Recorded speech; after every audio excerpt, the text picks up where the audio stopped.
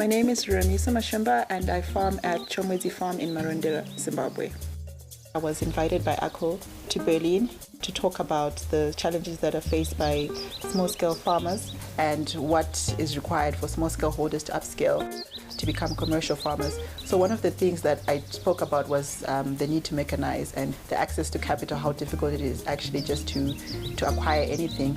And after my presentation, the CEO of AGCO offered to help me make this a reality. He was going to offer me some equipment. I was very shocked. I almost cried, but I didn't want to cry because it just, yeah.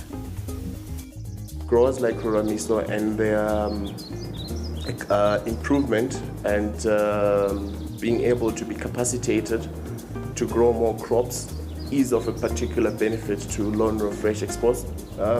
Quite glad that she's had support from AGCO with giving a tractor and some implements. Land preparation was really a limitation in terms of scaling up our operation. So currently on the farm, I have an 80 horsepower Massey Ferguson tractor. I also have a ripper and a plow. We also train on our training days, showing people how efficient equipment is. In terms of the influence that Ruramiso has had on the local community and also on the young people in agriculture in Zimbabwe at large, it has been very tremendous. She has been running up and down throughout the country, donating equipment, assisting them in a number of projects, and I think that has helped tremendously. It's a big challenge which she has taken, and I think she has done it very well.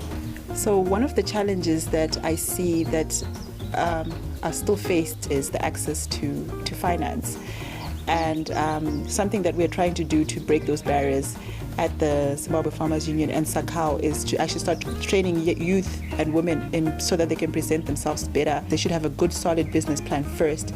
The second thing as well is that they should start working with other women, grouping together so that their weight is not as an individual, but then it's now as a group of people.